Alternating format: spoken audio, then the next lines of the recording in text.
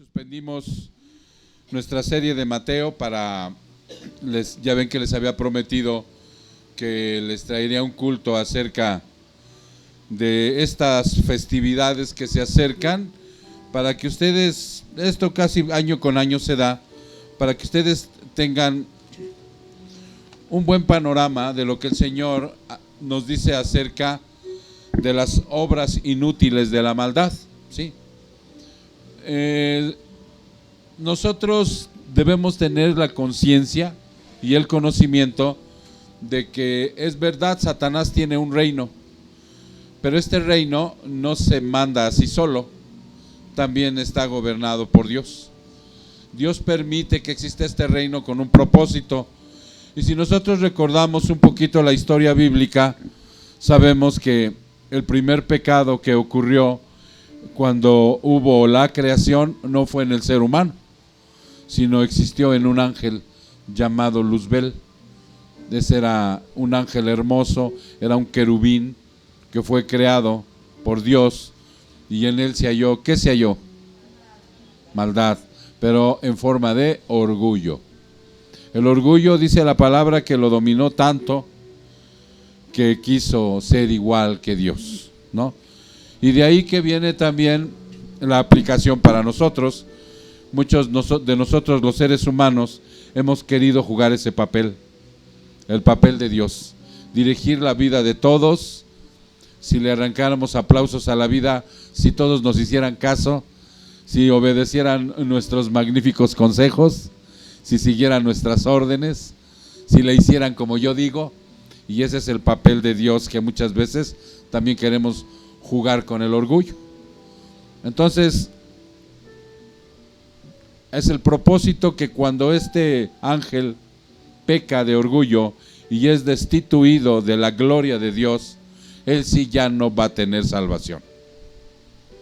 Fue mandado al abismo, dicen, hacia aquí abajo, hacia la tierra, y entonces ahí empezaron las obras.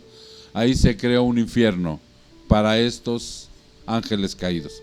No se vino solo, se trajo, ¿quién sabe a cuántos ángeles se trajo? La tercera parte de los ángeles. O sea, ahí está el reino, y es un reino que está muy bien estructurado, están muy bien comunicados, y es algo de lo que vamos a ver, porque Dios nos advierte que tenemos que conocer sus ardides también.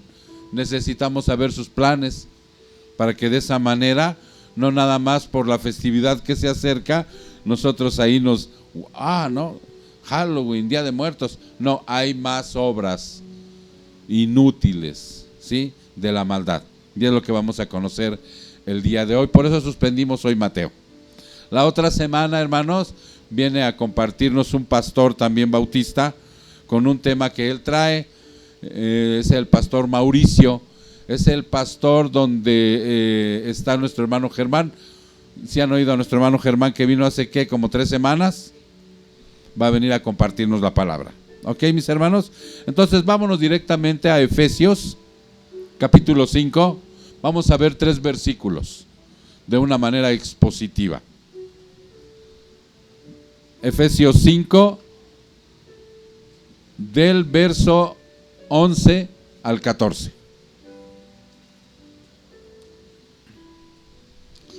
Prendan sus Biblias, hermanos. Ya saben que muchos de ustedes ahora traen sus Biblias en su teléfono, pero como siempre te hago la observación, no te pongas a chatear, porque el hermano Pepe te decomisa el teléfono. ¿Ok? Ya están ahí, hermanos. Efesios 5, vamos a ver del versículo 11 al 14. Y cito: y no participéis en las obras estériles de las tinieblas, sino más bien desenmascaradlas, porque es vergonzoso aún hablar de las cosas que ellos hacen en secreto, pero todas las cosas se hacen visibles cuando son expuestas por la luz, pues todo lo que se hace visible es luz. 14. Por esta razón dice: despierta tú que duermes, y levántate de entre los muertos, y te alumbrará Cristo.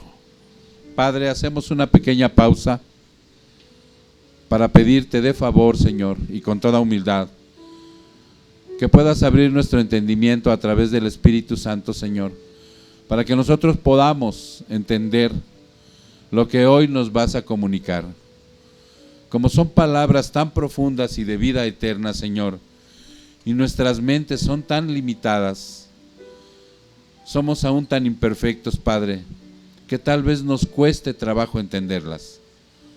Pero no es así si tú, Señor, tienes misericordia de nosotros y nos abres nuestro entendimiento a la luz del Espíritu Santo, para que podamos, Señor, regocijarnos, entender perfectamente lo que nos has revelado ya y que lo pongamos en práctica, Señor. Que realmente, Señor, nos regocijemos al conocer esto y salgamos gozosos de aquí a practicar lo que tú nos has mandado. Gracias, Padre, por la transformación que día con día estás haciendo en nuestro espíritu. Bendito seas. Te lo pedimos en el precioso nombre de Cristo Jesús. Su pueblo dice, amén. Ahora sí, mis hermanos, vamos a desempacar esta palabra y vamos, yo siempre te pido que tengas ahí tu separador siempre en Efesios 5, porque vamos a navegar también por toda la Biblia, porque recuerden que la palabra explica la palabra. Entonces es como de esa manera expositiva.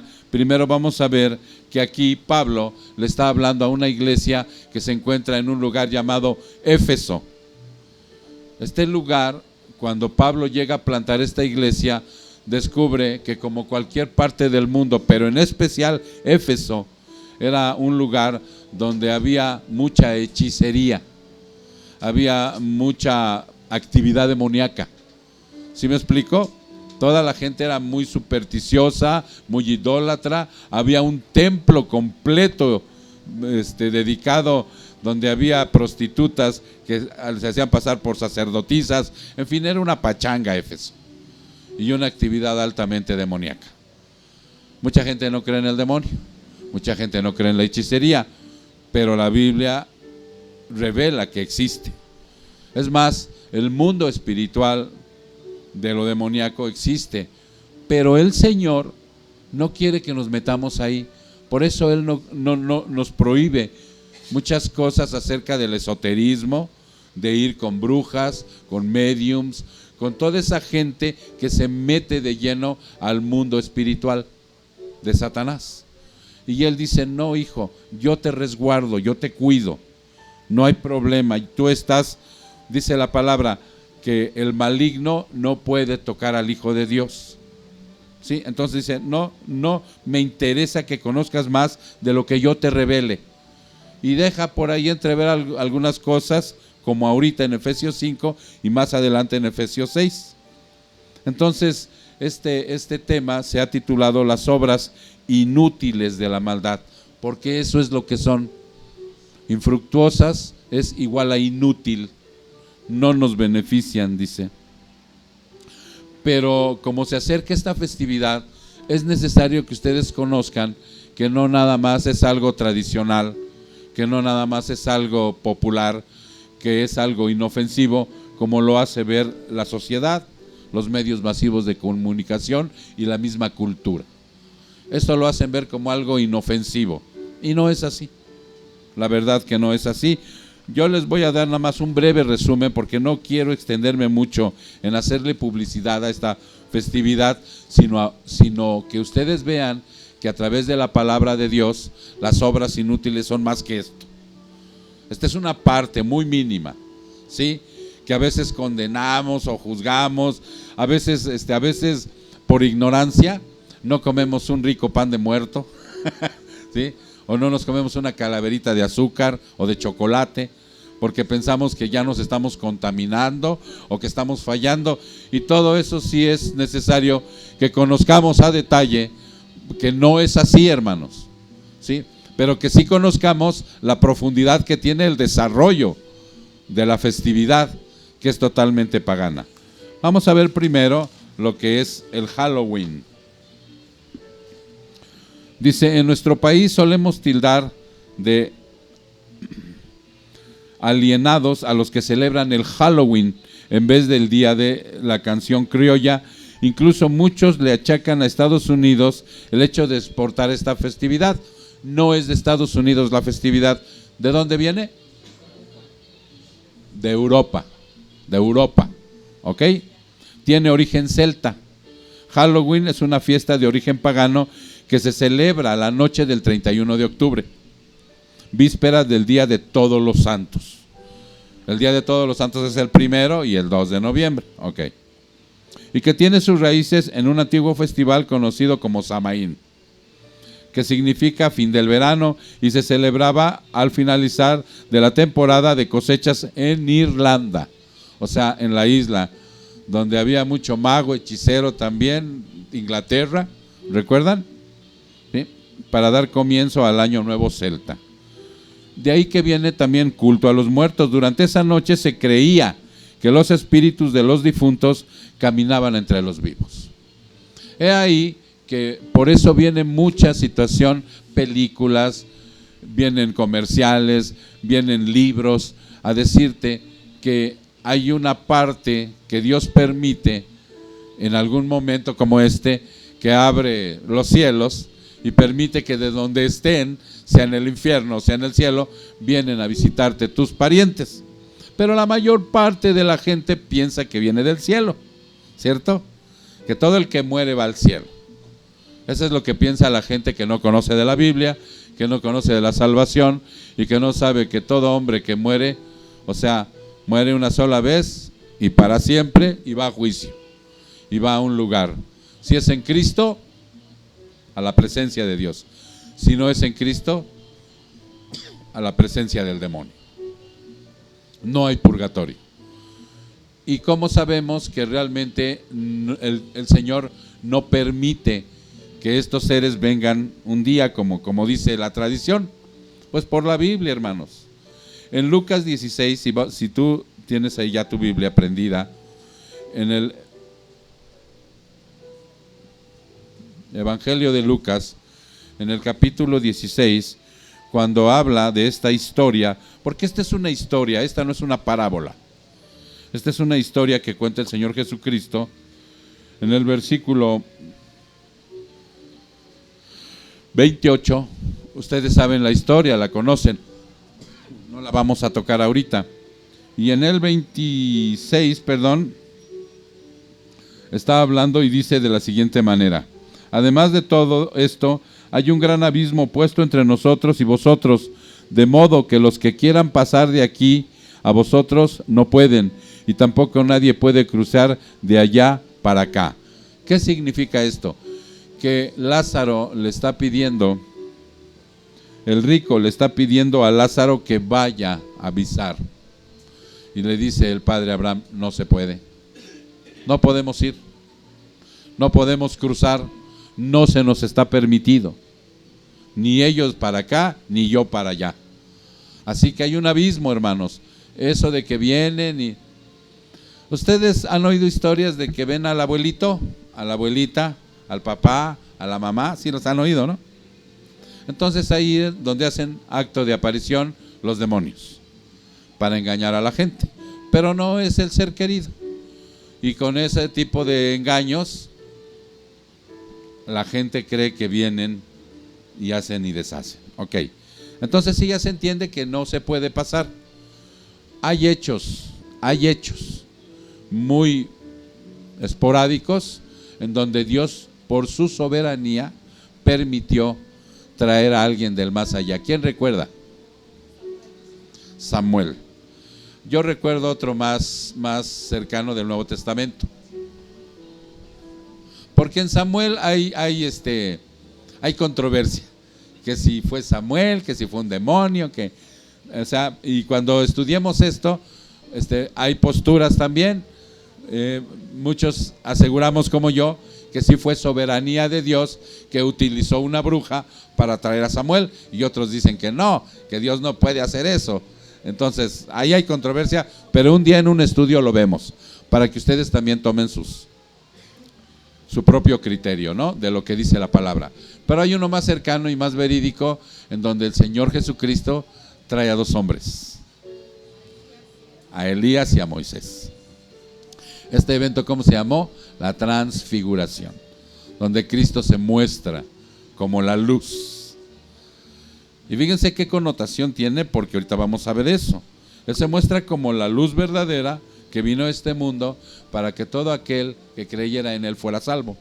Y cuando sucede esto, 2 hombres trae del más allá. Eran 2 profetas. ¿Quiénes estaban con Cristo? 3 apóstoles. Allá hubo una razón poderosa para que se juntaran, ¿sí? Y esa es una ocasión muy especial, pero no por esa situación quiere decir que es una norma que Él pueda permitir un día de cada año que los muertos regresen a ver a sus familiares.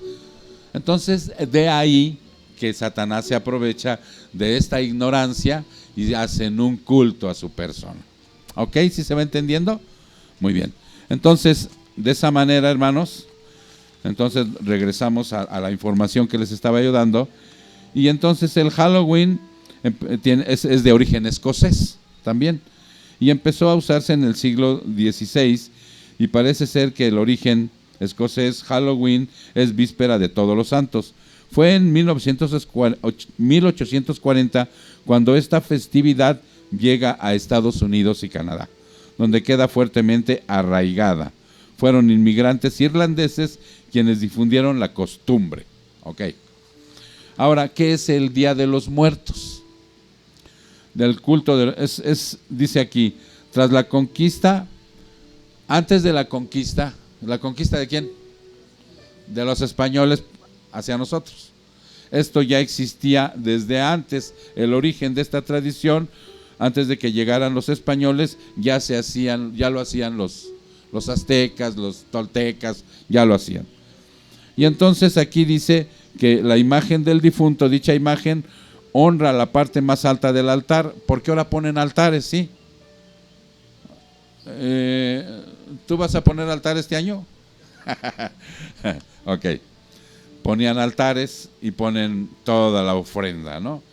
Entonces hasta arriba ponen los retratos de los difuntos. Les ponen su comida que les gustaba, su tequilita, bueno, ya unos más sofisticados, hasta la droga que consumían. Ok. Luego ponen un copal. El copal es un elemento prehispánico que limpia y purifica. El papel picado, ya ves que hacen ahora todas las tiendas. ¿Ustedes en su tienda ya adornaron? Allá atrás, pregunto. No. Ponen todo el adorno, ¿no? Ponen velas, veladoras, cirios. ¿Qué más? Agua, comida, bebida.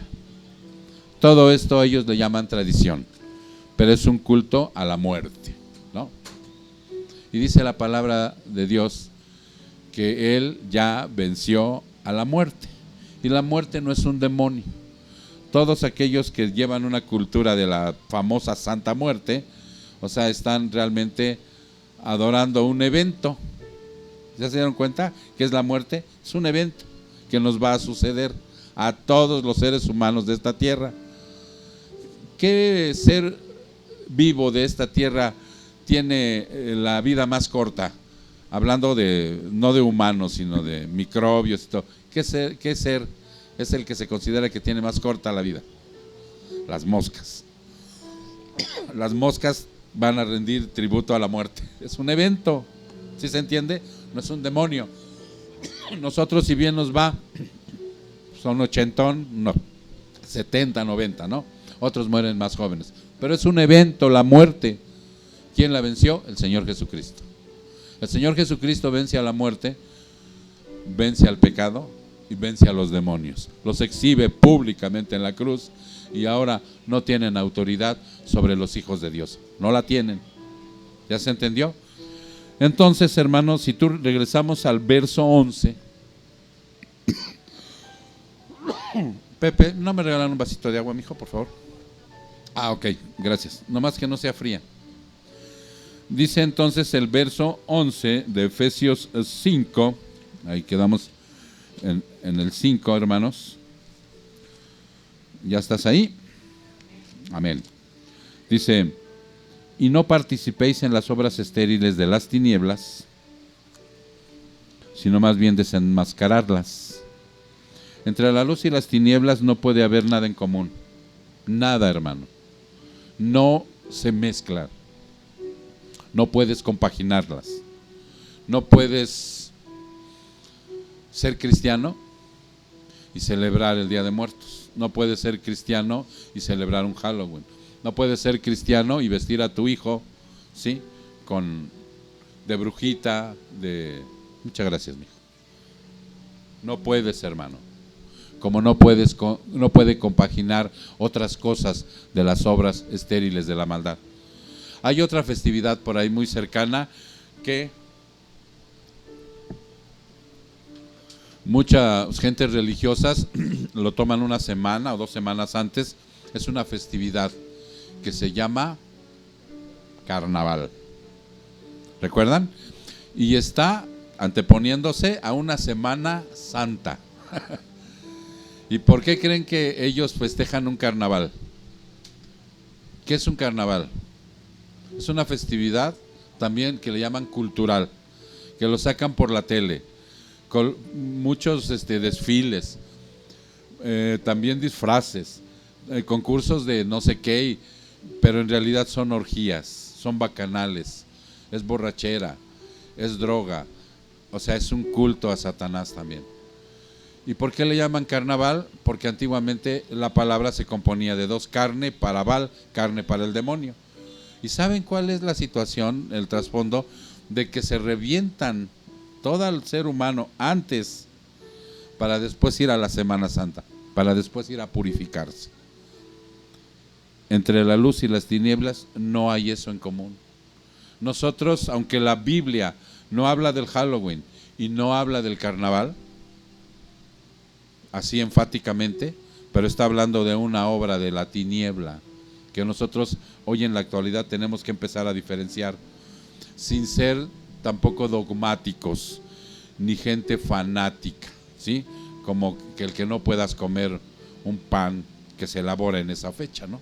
Hay unos a que hasta le cambian el nombre, ya no le quieren decir pan de muerto, sino pan de noviembre.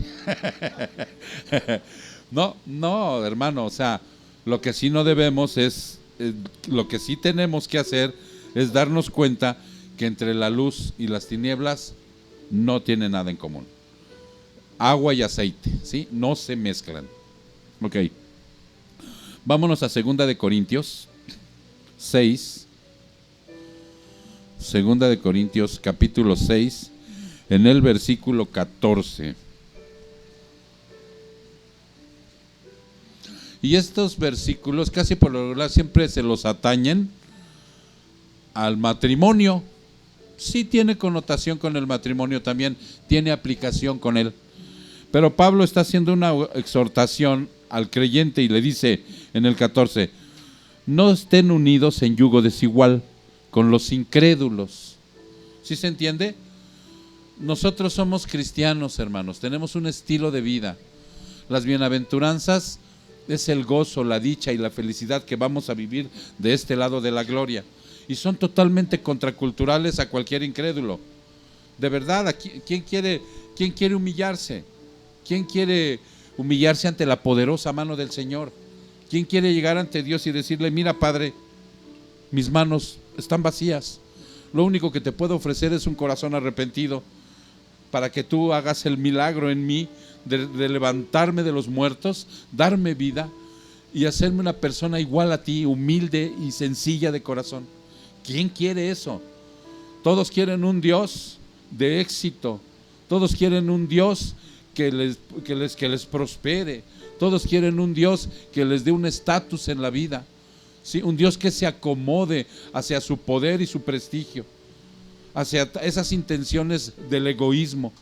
Entonces por eso son contraculturales las bienaventuranzas. Entonces por eso dice Pablo: nada que ver con los incrédulos, hijo.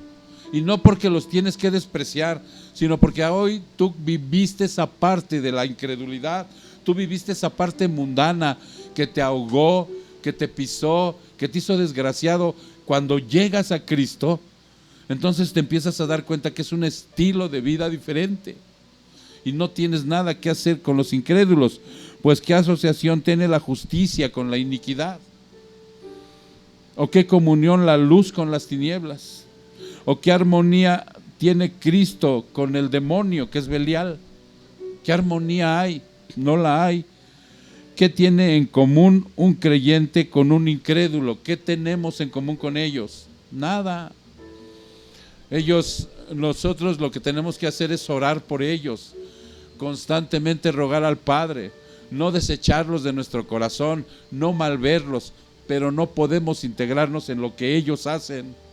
No puedo irme a beber con un incrédulo para pasarle el mensaje, ¿no? de evangelio. ¿Cómo me vería ahí en una cantina, ¿no? Echándome unas copitas para ganármelo para Cristo? No podemos, hermano. Entonces, por eso dice, pero de ninguna manera, que no se malentienda, sí, que los tenemos que despreciar, ¿eh? Todo lo contrario, tenemos que amarlos, tenemos que perdonarlos, ¿sí? Dice, ¿o qué acuerdo tiene el templo de Dios con los ídolos? Más claro ni el agua. ¿Qué tiene que ver el templo de Dios? ¿Cuál es el templo de Dios? Yo soy la iglesia, yo soy el templo de Dios. ¿Qué tengo que ver con un ídolo? ¿Con uno de yeso, con uno del corazón? Nada, dice, porque nosotros somos el templo del Dios vivo, como Dios dijo, habitaré entre ellos y andaré entre ellos y seré su Dios y ellos serán mi pueblo. Por tanto, salid en medio de ellos y apartaos, dice el Señor, y no toques lo inmundo, y yo os recibiré. Y yo seré para vosotros padre, y vosotros seréis para mí hijos e hijas, dice el Señor Todopoderoso. Entonces está muy claro que no tenemos nada en común, nada. No podemos tener una amistad estrecha e íntima, hermano, con un incrédulo. Tenemos que, como te dijera, para que no me malentiendas, sí lo tenemos que amar, pero no podemos tener una estrecha amistad con ellos, porque el yugo desigual, imagínate en el matrimonio, ¿no? Que tú ya estés aquí en Cristo. ¿Quién es soltero? Levante su mano. Soltero. Ok, ¿no? ¿Ese que está allá atrás soltero? Sí. Imagínate, él tiene una creencia, tiene un estilo de vida. Mis hermanos por acá también, ¿no? Y entonces, ¿con quién se tendrían que unir? Con una mujer, no que esté en la iglesia, no que traiga colgado aquí el pescadito, no que diga yo amo a Jesús en una camiseta.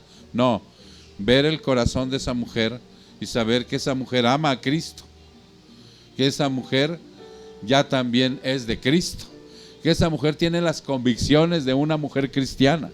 Y entonces ese soltero se tendría que unir a ella, no traer a alguien de fuera para que la convierta con su gran amor. ¿No? Pastor, traigo a que conozca del evangelio. Yo ya conozco esas intenciones, hijo.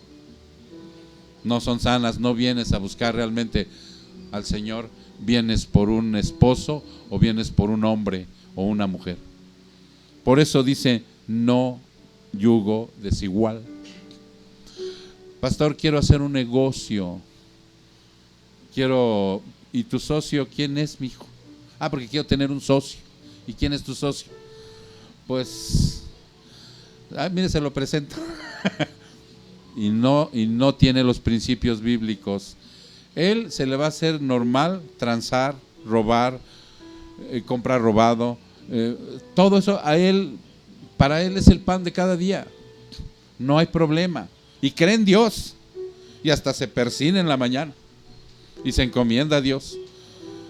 Pero tú ya sabes que no tienes que hacer eso. No yugo desigual.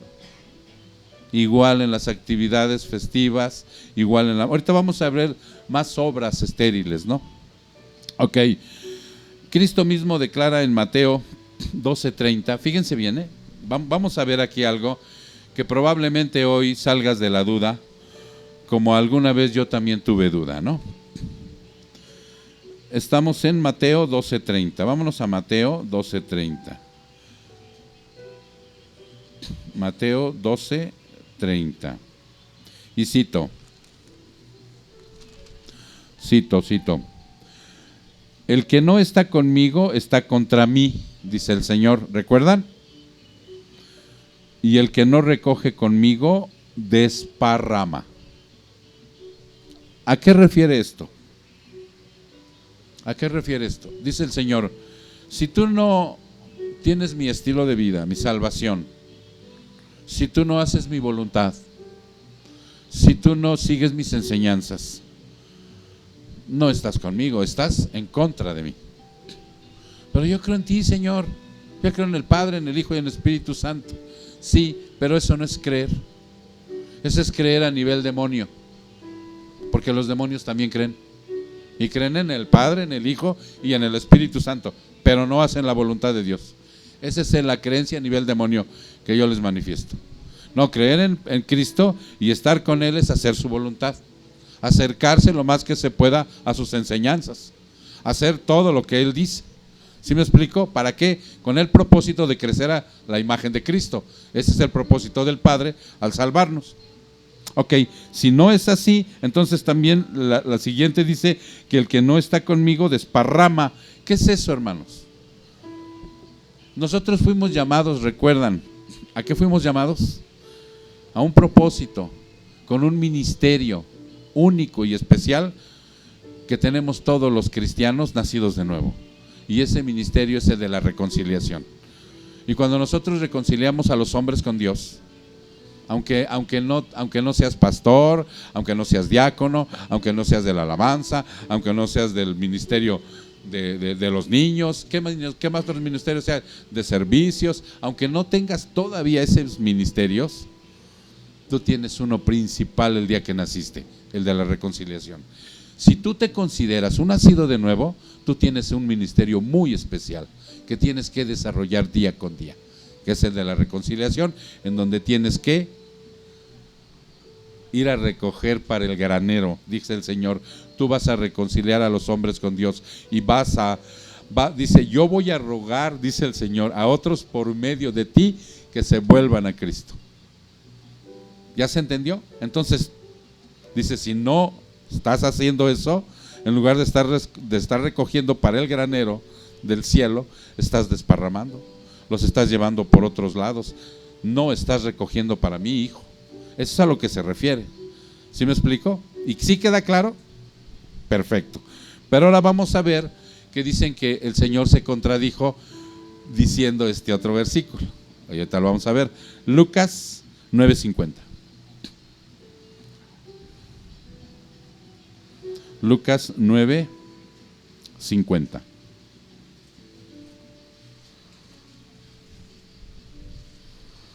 ¿Ya están ahí? Dice, vamos a ver desde el 49. Dice, y respondiendo Juan dijo, Maestro, vimos a uno echando fuera demonios en tu nombre y tratamos de impedírselo porque no anda con nosotros. Pero Jesús le dijo, no se lo impidas, porque el que no está contra vosotros está con vosotros.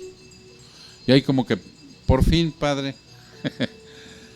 Miren, por eso les digo, hermanos, que nosotros tenemos que estudiar bien el contexto y tenemos que estudiar con la hermenéutica exactamente en dónde estaba situado, en qué contexto histórico, cultural, a qué se refería el Señor con estas palabras y qué aplicación tiene para el día de hoy. Todo esto es bien importante, porque si no lo agarramos literal, y entonces ya hay como que había una confusión.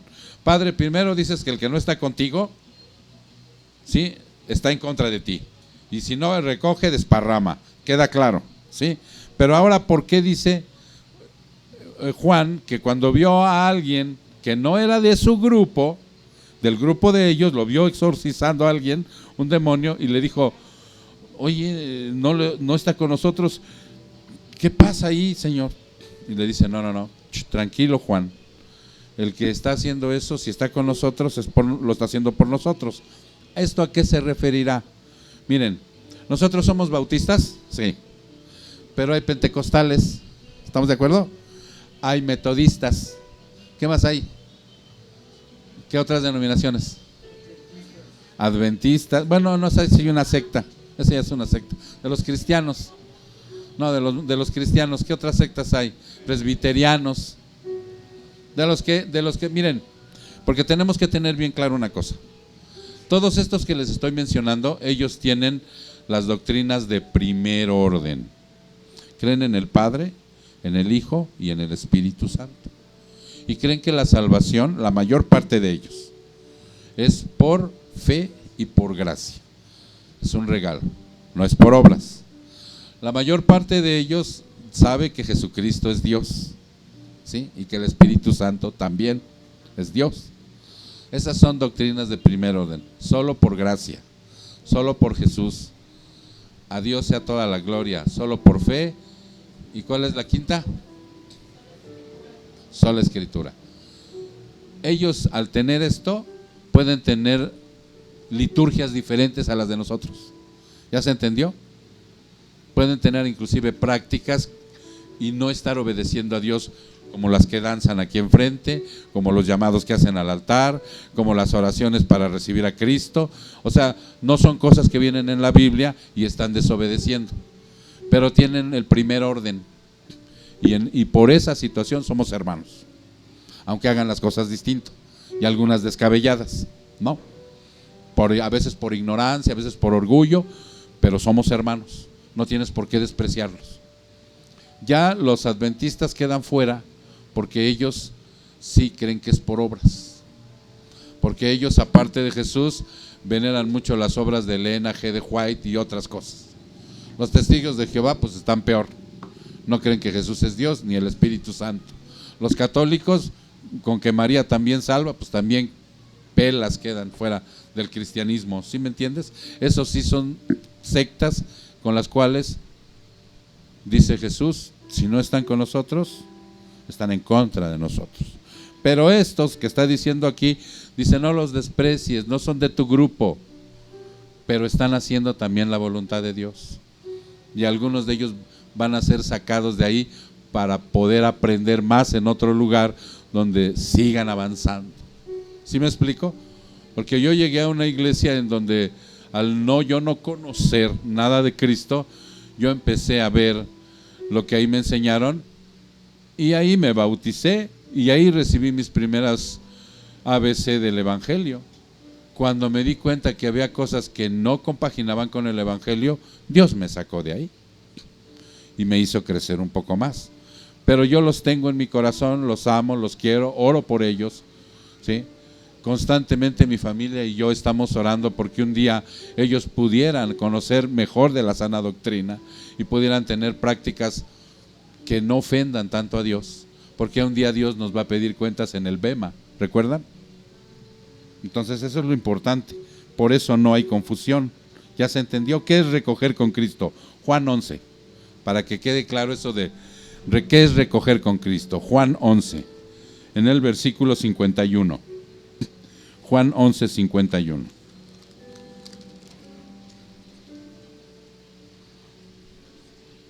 Ahora bien, no dijo esto de su propia iniciativa, sino que siendo el sumo sacerdote ese año, profetizó que Jesús iba a morir por la nación, y no solo por la nación, sino también para reunir en uno a los hijos de Dios que están esparcidos. ¿En dónde están esparcidos los hijos de Dios? Por todo el mundo. Fíjense, esto lo dijo Caifás. Lo utiliza Dios para decir esto, y entonces nosotros tenemos que estar conscientes que tenemos que recoger por todo el mundo, hermano. Ese es recoger. Y el que no recoge, desparrama. La semilla la avienta en el piso, la avienta donde hay poca lugar para que crezca. O sea, ¿recuerdan la parábola del sembrador? Entonces, eso es recoger, ¿ok? Inútiles son estas obras porque son estériles a la gloria de Dios. Todas estas obras, todas estas festividades son inútiles porque son estériles. ¿Qué es estéril? Que no da fruto. En este contexto, no da fruto, son estériles, son inútiles. No dan fruto para la gloria de Dios, no dan fruto para la edificación al prójimo.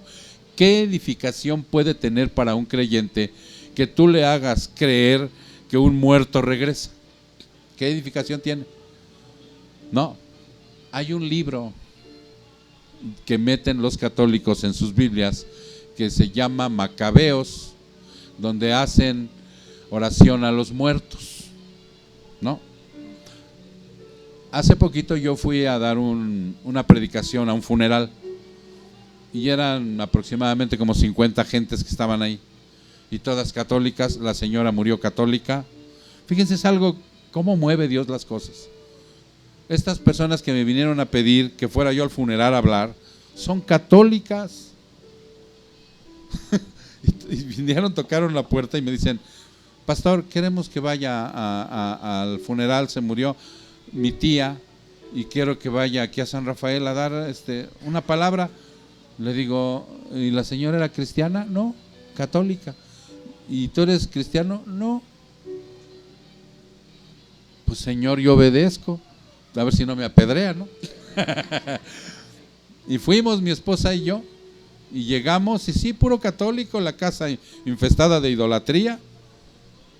Y yo dije: Señor, guárdame, porque no sé qué va a pasar aquí. ¿Ya vieron la voluntad de Dios cómo es? Y yo prediqué acerca de la resurrección de Jesús y de la esperanza que tenemos en la resurrección de los muertos. Y yo les dije claramente: yo no sé si la señora era o no era cristiana, pero a la luz de este evangelio dice aquí que si murió en Cristo se fue al cielo, pero si no murió en Cristo está, y de nada le van a servir los rezos. Ahí estaban todas las rezanderas. Jole, man. Ahí estaba todo el séquito. Porque fíjense, todavía cuando llegamos corren luego dos señoras o tres y le dicen a mi esposa: ¿es el sacerdote y viene a dar la misa? Me dio risa, ¿no? Y luego cuando salí, dos viejitos me dijeron: padre, hasta luego, padre. Yo sé, como que querías tirar la mano. No, eso ya es broma, pero hermanos, por la voluntad de Dios se predicó en ese funeral, porque ahí había seguramente hijos de Dios que van a ser sacados. Yo me regresé gozoso y feliz, ¿sí? No te creas, Marlene, sí te da temor, o sea, porque dices, no, sientes las miradas y sientes, ¿no? Y cuando les dices: aquí dicen la palabra que el que muere es una vez y para siempre, y a juicio, y de nada le van a servir los subsecuentes rezos. No puedes, hermano, porque ahorita vamos para esa parte, ¿eh? Dice aquí: no dan edificación al prójimo o a la persona que lo practica, no dan. ¿Qué edificación puede tener una mentira? ¿Qué edificación puede tener el que estés engañando a un pueblo, a una nación, a todo un conglomerado? ¿Qué edificación tienen? Por eso son estériles, no van a dar jamás fruto, no vas a avanzar, no vas a conocer a Dios, no vas a tener una relación con Él, sino vas a permanecer como una persona enteramente con religiosidad y atada a tradiciones, ¿sí? Ahora la guerra espiritual está ganada ya, hermano. ¿Sí se dan cuenta? Yo voy ahí a ese lugar sabiendo que yo voy victorioso, porque la guerra espiritual está ganada. ¿Sí? Quien no hace la voluntad de Dios, o sea, es el que está en riesgo, ¿sí? Y ahora entramos en esa parte de por qué Dios permitió que existiera el reino de las tinieblas. Vámonos a 2 de Tesalonicenses. ¿Por qué Dios permite que exista el reino de las tinieblas? ¿Con qué propósito? Y 2 de Tesalonicenses nos lo aclara de una manera perfecta. En este contexto, hermanos, el Señor le está hablando a esta iglesia. Es una iglesia que estaba en Tesalónica, en Grecia. Él había estado con ellos, ya había sido un tiempo como misionero, los había estado alentando, los había estado discipulando, había estado un buen tiempo con ellos, como debe ser un buen misionero, como debe ser un buen plantador de iglesias, ¿sí? No ir de misionero a pasear, a conocer, no sé, Afganistán, no sé, no. a, a plantar una iglesia, a estar con ellos, a discipularlos, si es posible a sufrir hambre, lo que sea, pero estar ahí para el evangelio. Esto era lo que había hecho Pablo con esta iglesia, pero se tiene que ir. Y entonces cuando se va Pablo, le llegan a los tesalonicenses, él no sabe si es por carta, si fue un chisme, cómo llegó la noticia de que el Señor ya había venido, y ellos se desconsolaron, ¿no?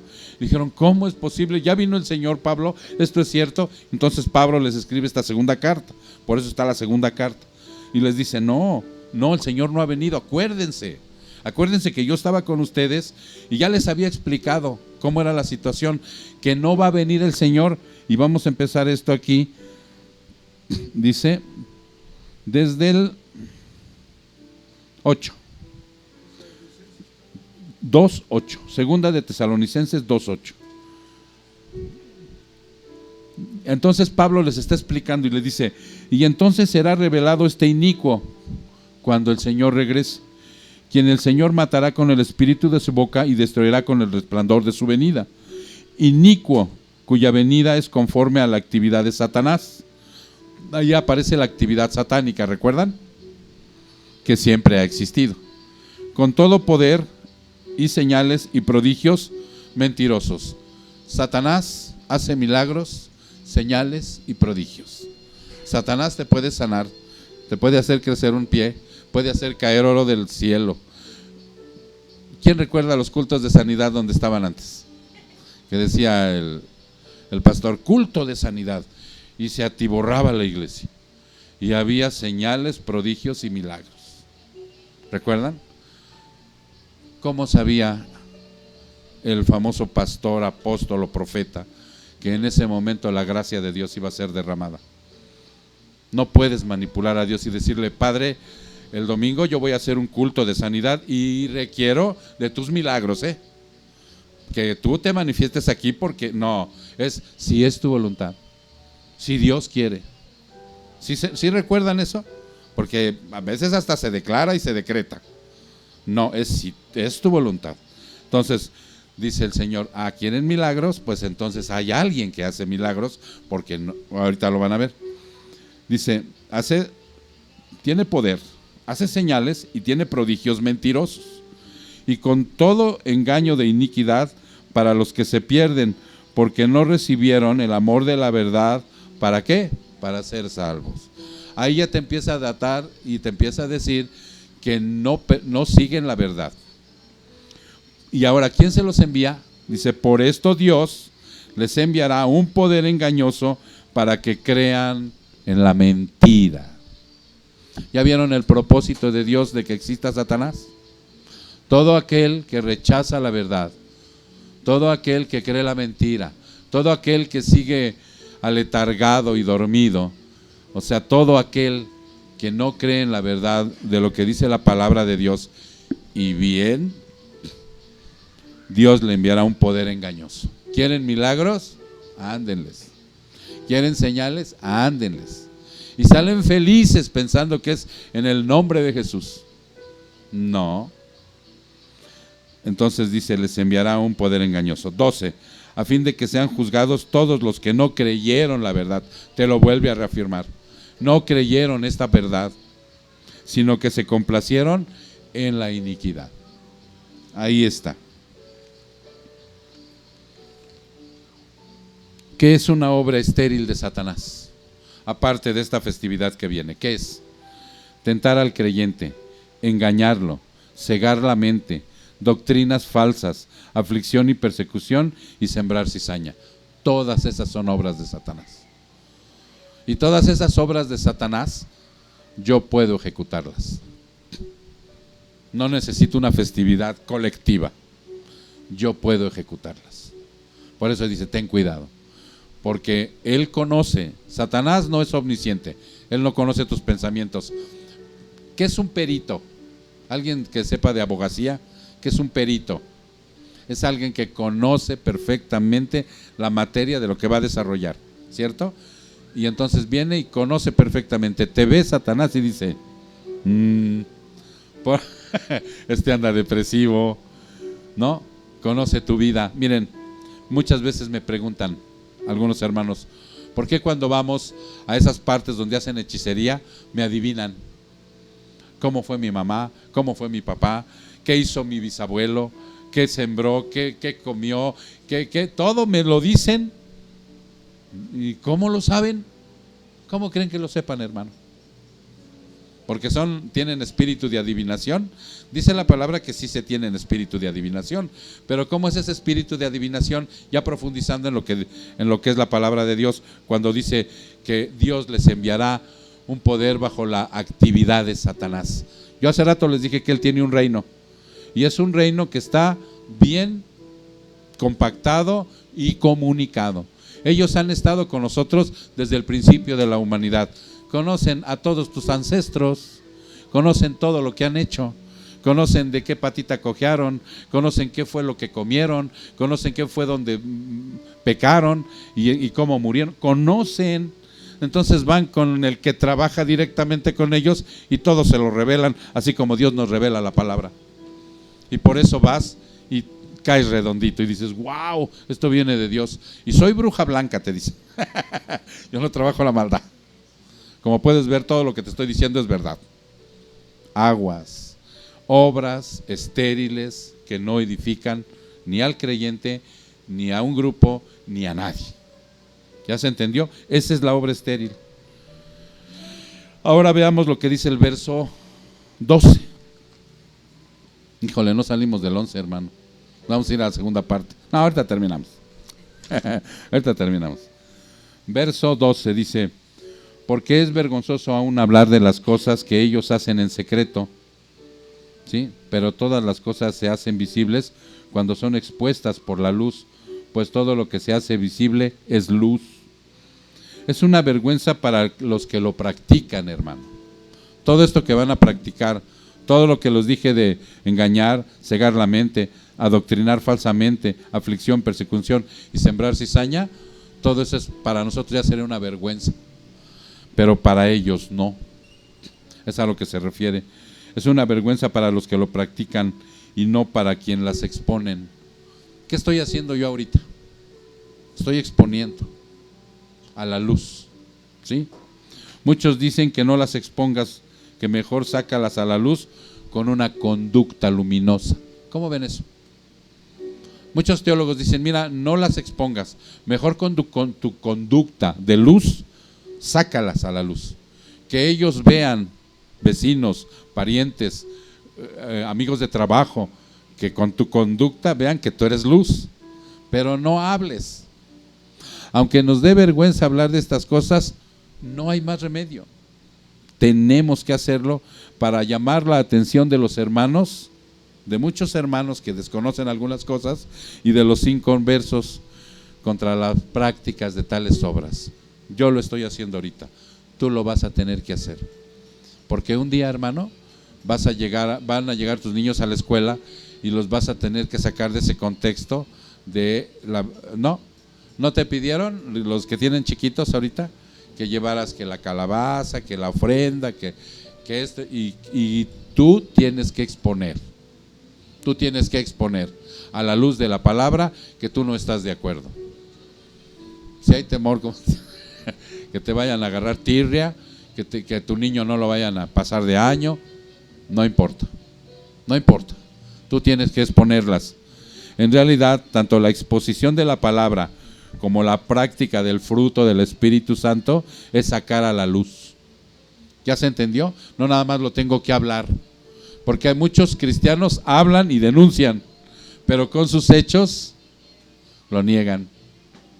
Ahí está la bronca. Eso es lo que está diciendo el Señor aquí a través de Pablo. Dice 12, porque es vergonzoso aún hablar de las cosas que ellos hacen en secreto, pero todas las cosas se hacen visibles cuando son expuestas por la luz. ¿Qué te dijo el Señor que eres tú? Luz y sal, ¿sí? Pues todo lo que se hace visible es luz. Tú las tienes que exponer, pero no nada más hablar, sino con tu conducta digan, sí es cierto, este es un cristiano. Ya le pusimos un 4, ya le reprobamos al hijo y él sigue firme en su convicción. ¿Ya se entendió? O sea, ese es lo que dice el 12 y el 13. Dice, ahora vamos a ver lo que dice el versículo, el 13. Cristo vino y su luz ilumina a todos los hombres. ¿Estamos de acuerdo? Cristo vino. ¿En dónde está? Vamos a ver rápidamente Juan 1. Juan, capítulo 1, en el versículo 18, versículo 8, perdón. Juan 1, 8. Y cito, Juan 1, 8.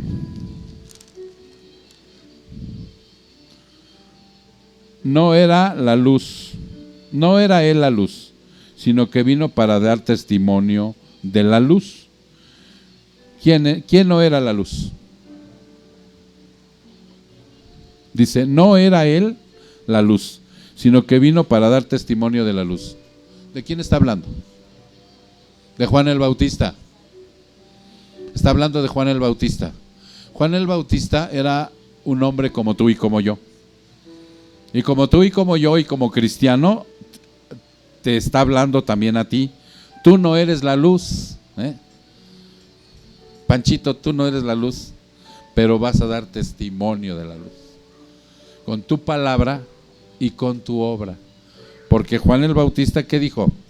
Den frutos dignos de arrepentimiento.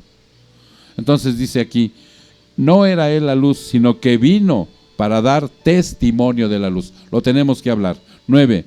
Existía la luz verdadera que al venir al mundo alumbra a todos los hombres.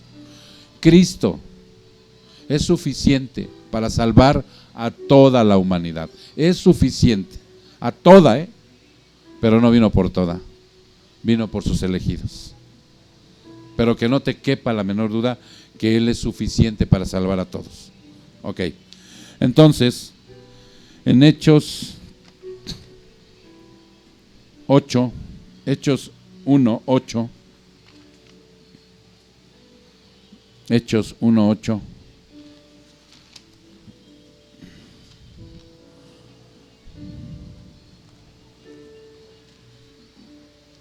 dice,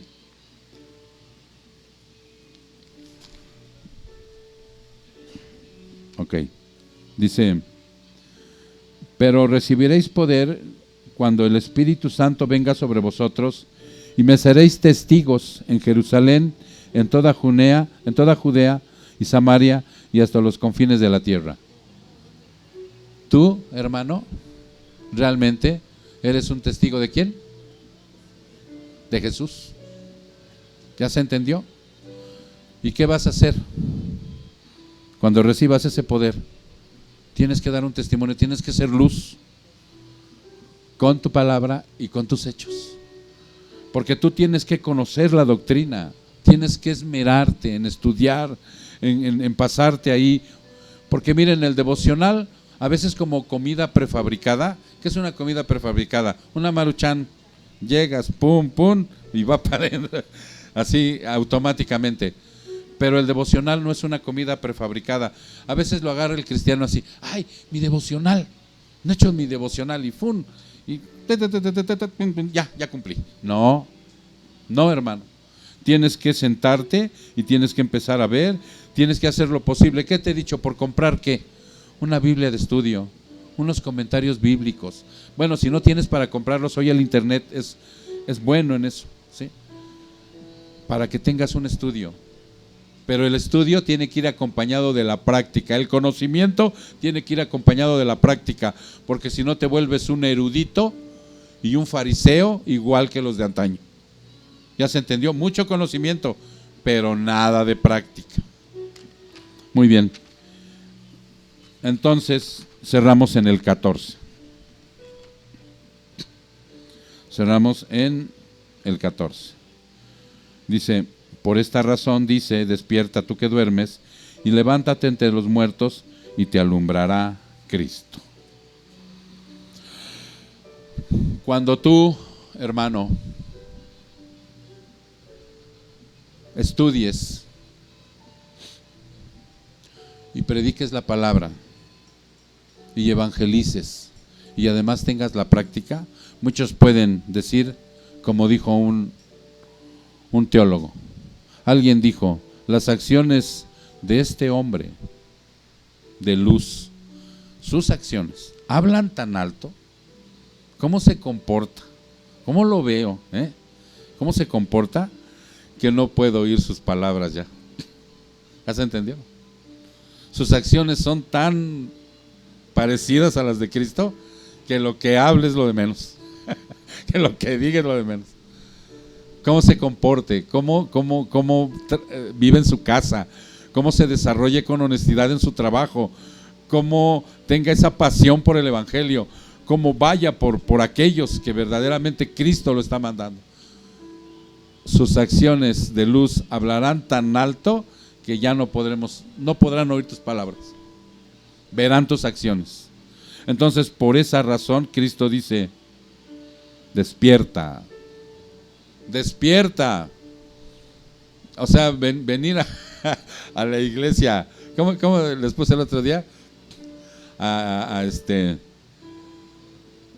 estar en Dios no es venir a dormirse.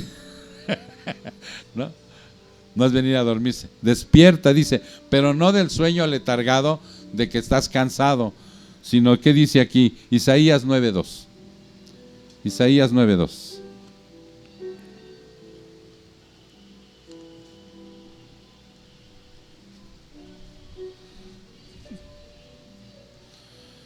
Isaías 9:2.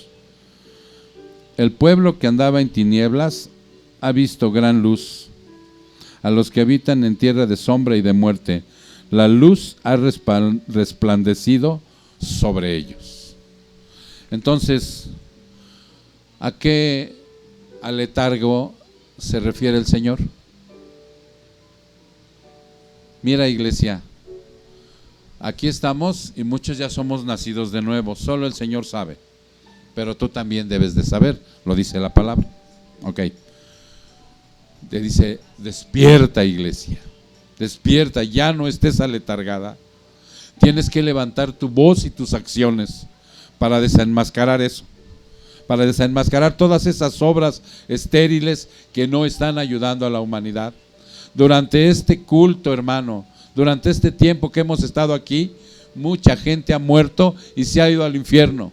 Hay mucha gente que nos está escuchando y que si no se arrepienten y no les predicamos la palabra, se van a ir al infierno. Y no podemos estar aletargados, hermano. Tenemos que despertar, tenemos que ir a predicar, tenemos que seguir evangelizando, tenemos que tener presente todo esto. ¿Recuerdan? Están ansiosos por ir de nuevo a ese hospital a predicar. Tienen el deseo que cuando venga ahora el día 24, en lugar de estar comiendo pavo en su casa, estar en una sala de urgencias predicando el evangelio a aquellos que lo necesitan. Muchos de los varones están dispuestos a ir conmigo como iglesia, hermanos, a seguirle predicando a los que están ahí metidos en recuperación del alcoholismo y de la drogadicción. Estamos orando, el Eric y yo, fuertemente para que nos abra el Señor las puertas de un presidio, ¿sí? Y que podamos ir a predicar ahí y que las mujeres entren en la sección y ir a predicar la sana doctrina, porque dice aquí, por esta razón que nos está dando aquí, que son las obras infructuosas de Satanás que están ganando terreno, dice, por esta razón, despierta, iglesia, despierta, tú que duermes, y levántate entre los muertos y Cristo será tu luz. Ya no tengas temor, ya no tengas miedo, o sea, Cristo es tu luz. Tú vas a ir con el apoyo del Todopoderoso, de aquel que ha tenido el control de todas las naciones, de todas las generaciones, de todas las costumbres, de todas las culturas, aquel que hizo el universo, cielo, tierra, galaxias. Llevas el poder de Él. Por eso, aún como imperfecto que somos y que nos da temor, porque sí nos da temor entrar en algunos lugares, te recuperas y te dices, vámonos, ahí está Cristo contigo, levántate y alumbra a aquellos que están en la oscuridad, hermano. Necesitamos con nuestra palabra, pero con un entendimiento claro y una acción ya de mi parte, ir hacia allá. No, ya no necesitamos ser vanos religiosos, hermano. Nada más de palabra, nada más de postear en el internet. No, ya de acción, hermano.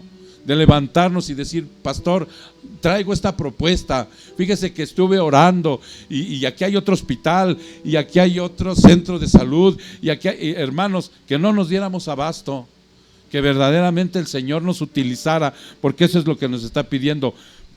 Aquí exactamente nos los está pidiendo. Dice: por esta razón, por estas razones que yo te he dado, hijo, en el versículo 11, 12 y 13, por esta razón despierta. Ya despierta de tu aletargamiento, de tu sueño, de tus conveniencias, de tu religiosidad, de todo aquello que te oprime y te constriñe. Ya salte de ti, de tu egoísmo. Ya deja las depresiones, ya deja la búsqueda de las riquezas. Enfócate a esto. Dios es sabio, Él va a acomodar tus tiempos. Pero ya despierta y levántate. Ya no estés muerto espiritualmente como cuando te saqué del infierno, porque ahí sí estábamos pelas. Esa es la parte importante, hermano, que Dios nos habla sobre estas obras, porque esta es una festividad en la cual también Dios tiene el control. Nosotros nada más lo que tenemos que hacer es hablar y desenmascararlas, pero con mi conducta. Acuérdate, mi conducta es la más importante. Padre, te damos muchas gracias, Señor. Bendito sea tu nombre, que en esta mañana tú nos despiertas de un aletargamiento, Padre, de estar dormidos, Padre, en una religiosidad, Padre, que tú no quieres de nosotros. El poder del Evangelio, Señor, es tan profundo y es tan fuerte, Señor. El poder de la resurrección que levantó a Cristo de los muertos, Padre, y que le ha levantado a muchos, Señor. Es un hecho, Padre, que está vigente entre nosotros. El poder de la resurrección, Padre, que ahora nos ofreces para poder ser luz, para llevar tu luz, Señor, por todas esas partes, sin temor, sin miedo, Padre, con una valentía, Señor, que queremos que en este día salgamos de aquí diferentes a como entramos, Señor, con un deseo ferviente, Padre, de estar pendiente a través de tu palabra, cómo nos vas a hablar. Que haya en nuestro corazón el deseo ferviente de predicar el Evangelio, Señor, y de ir a esas partes que tú nos indiques. Muchas gracias, mi Dios. Yo te pido en esta mañana, Padre, que si alguno de mis hermanos hoy había estado durmiendo, aletargado, no observando, Señor, siendo presa de ese león rugiente que anda buscando a quien devorar, tú le despiertes en esta mañana, Señor. Tú hables fuertemente a su corazón, Señor. Y muchas gracias por el quebrantamiento de espíritu. Muchas gracias por la disciplina que pones en nosotros. Muchas gracias por la vara, Señor, que muchas veces viene sobre nosotros. Y muchas gracias por la prueba, Señor, que tenemos que pasar para reafirmar la fe. Muchas gracias por todo eso, Señor. Ahí está tu bendición que viene del cielo, Padre.